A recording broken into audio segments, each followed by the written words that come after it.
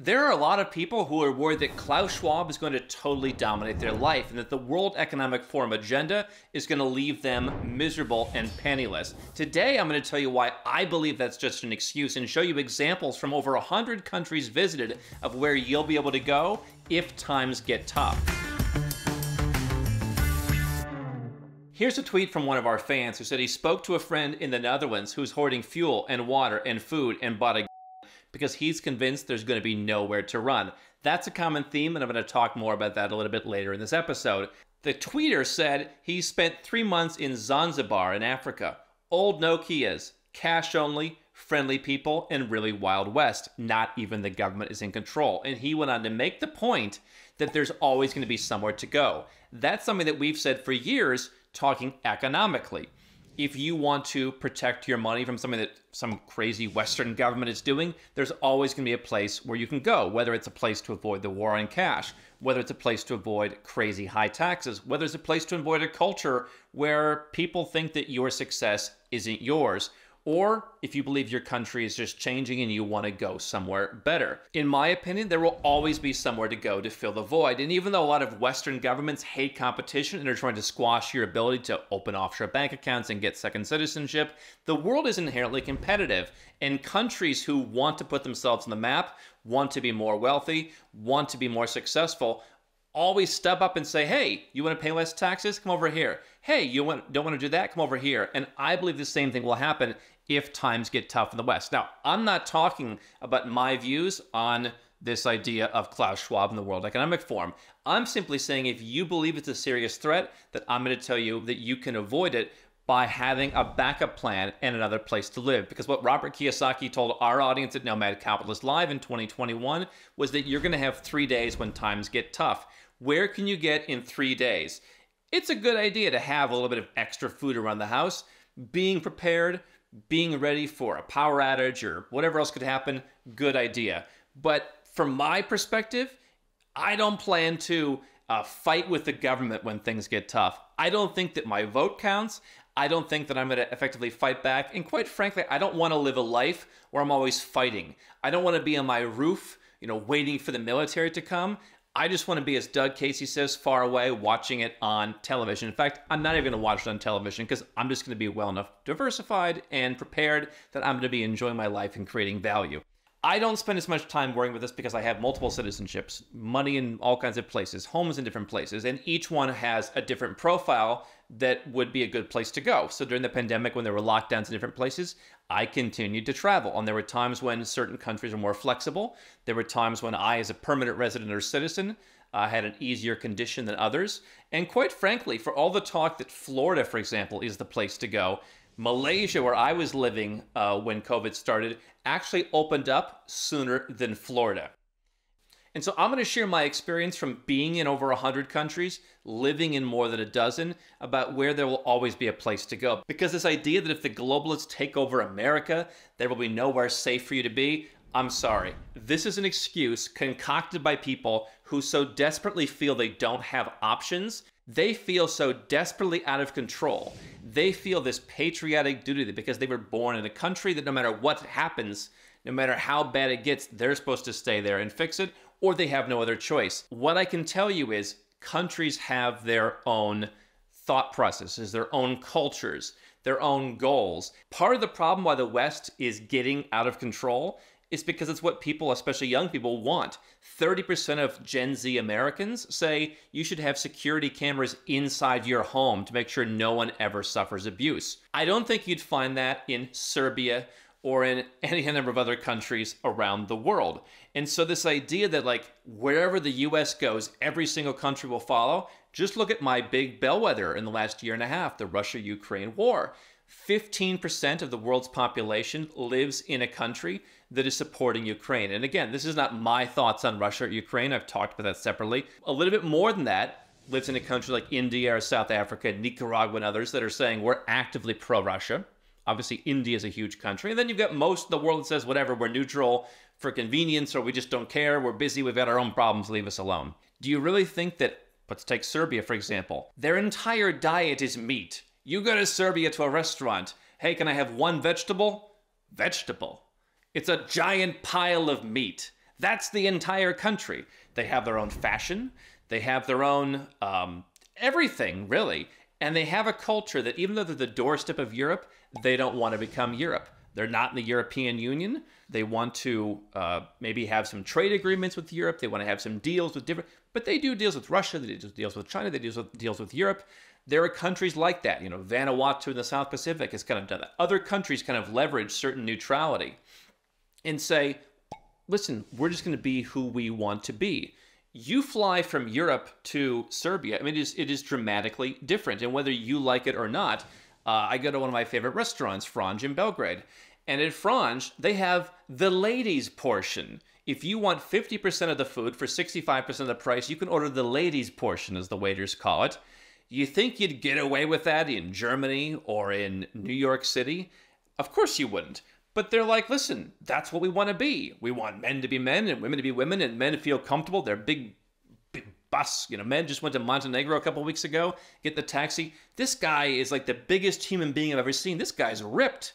And he's listening to the Montenegrin version of Selena because they're just comfortable with who they are. You come over to the Balkans and you see it's an entirely different culture. And they're going to reject, by and large, most of this stuff of like, wait a second, I've got to share a blender. I'm not sharing blender. I don't want blender. It's not a problem for me sharing. I don't want this blender. And so you can just go to countries like that and see how differently places are going to respond. If you're an American, you say, oh, well, Canada's doing the same thing. Of course Canada's doing the same thing. You're looking at the countries that are basically exactly like yours, that 15% of the world's population. Look at who could just come to the United States without a visa. It's about 42 countries now. Some of these countries have literally hundreds of thousands of citizens. It's not many people who are in your ecosystem if you're living in a country like the United States. So what I'll tell you from 100 countries visited is it's going to be dramatically different. And I think that some of these countries have done a very good job of saying, we're going to be around you, but we're going to do our own thing. And it's nationalist in a sense of, listen, we may not date outside of our culture. We may not, do as much business. And listen, even if we're not going to be as wealthy as other countries around us, that's fine. We want to have our values. Now, there are countries like Bhutan, for example. You're not going to move to Bhutan. You're not going to become Bhutanese. They have successfully said, we don't even want tourism. We'd rather have our majestic forests. We don't want to cut down our forests. You know what the most important thing for us is our citizens are happy. There are countries that actually care about their citizens, believe it or not.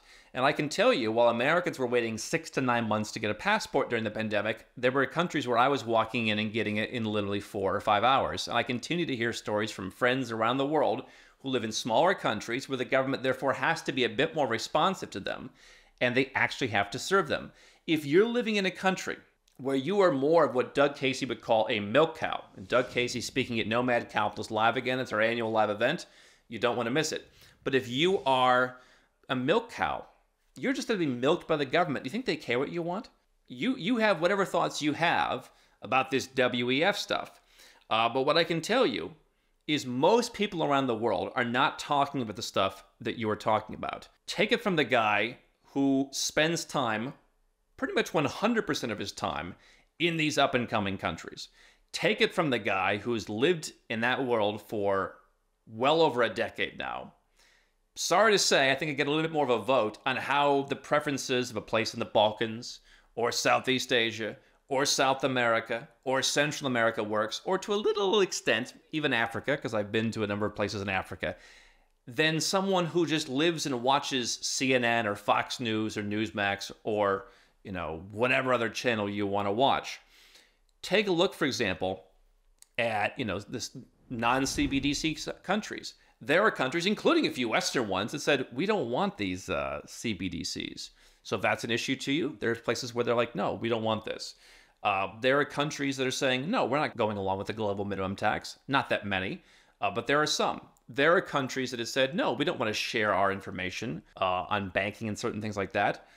This idea that there's nowhere to run is a sort of pornography for people who just don't want to move or feel they can't move. And so when I tell you that Nomad Capitalist helps 7- and 8-figure entrepreneurs and investors, you say, oh, well, if I'm not a millionaire, there's nothing for me to do. Of course there are things for you to do. Look at Central and South America. Many countries have residence programs. You don't even have to live there to keep your residence permit necessarily.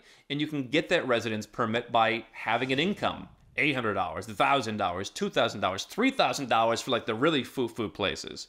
And you can have that residence permit and you can live there. We've talked about places where you can live for 25 cents on the dollar. And some of those places, quite frankly, I think are better than American cities. Not all of them, but some of them. And so there's somewhere where everyone can go. Now, if you are a 7 or 8 figure or 9 or 10 figure individual, you've got tax considerations. You probably want to get a better passport. I mean, there's a lot of things that we help you get. And unlike other companies that just focus on getting citizenship in 1 of 5 countries, we've helped our clients get citizenship in well over 24 countries, set up bank accounts in 40 countries, move to 31 different tax-friendly countries and a few non-tax-friendly countries. We are truly the architect and general contractor of bespoke plans for successful people who want to go where they're treated best and who realize that, hey, listen, maybe I want to live in my country for now. But if some of this crazy stuff I'm hearing about comes to pass, I want to have a place where I can be in 3 days, as Robert Kiyosaki told us. And so if you have these residences and citizenships and homes, part of what makes me very comfortable is I have a home to go to. I can go there, whichever is most convenient or whichever suits my lifestyle at the moment. And I have the ability to move around. If you're someone who has the capacity to do that and you're worried about some of the stuff that's happening in the West, I can tell you, yes, during the pandemic, for example, there were some countries that were more navigable than others. But if you have options, you're going to be in a much better position.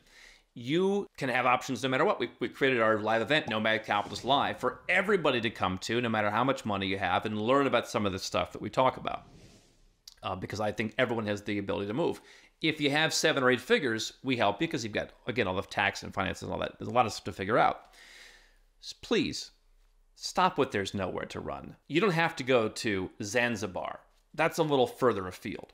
I will tell you that many expats have chosen to go to Paraguay. Some have just chosen to get a residence permit there and keep it in their back pocket. We call it a back pocket residence permit. Paraguay is kind of the most up-and-coming, free place in South America. We've talked about countries like Ecuador, where you can get land for pennies on the dollar, beautiful land with food, and you can really talk about the preparing yourself for whatever happens. By the way, Doug Casey would say, yeah, some of these countries are left-wing. You'll just be the rich foreigner. They all right, whatever, he's over there. Leave him alone. So as the U.S. becomes, and other Western countries become slightly less relevant every year in a multipolar world, it's worth saying, what's the antidote to where I live now? Yes, as I always say, if you're American or you're Canadian, or you're Australian, and your grandfather was Greek, get that Greek passport. Give yourself the ability to live anywhere in Europe, but go one step further. What's the country that's totally different than where you live now, or the countries? Pick one to bank in. Okay? Maybe that's a Singapore, maybe that's a Liechtenstein, maybe that's whatever, where they focus on keeping your wealth safe. And then figure out where will you be safe. And if you do that, you don't have to worry. You don't have to be one of the folks getting angry at me that there's nowhere to go. And you can stop because you'll start seeing the world and you'll start saying, wait a second, people over there are much more conservative than my country. Wait a second, people over there, they fought a war 20 years ago. They don't want to go back to being told what to do. Wait a second, they were communists 30 years ago. They don't want communism. They want full-scale capitalism. That's why their economy is now freer than the U.S., even though it was communist 30 years ago. You will start to see this. It's what I've seen for many, many years of my life, and it's why I've realized there is going to be somewhere to go, because some place is going to want to say, we're here, we're ready to be competitive. Look at real estate prices in Dubai in the last 2 years. They've more than doubled because people said what Dubai had to offer during the pandemic when it comes to taxes, as politicians rattle the saber on taxes, and many other things, that's a place they want to have a property. Not everyone's living there. Some of them are just keeping that property in their back pocket, that the next time some politician jacks up their taxes, they can go there. You want the same thing. If this Klaus Schwab stuff is on your radar, you want the same thing for whenever the box is checked that I'm angry, 3 days, I can get somewhere. I'm not running from something if I'm doing that. I'm saying, wait a second, if I'm an American, I believe in the principles of America, the idea. That's going to be somewhere else. Let me run to that and let everybody else who wants me to be surveilled in my own bloody house, let them stay behind and deal with what they've built. I didn't want that for my country, so I'm going to have a place that gives me the values that I have, financially, and personally. And if you do that, there will always be a place to go.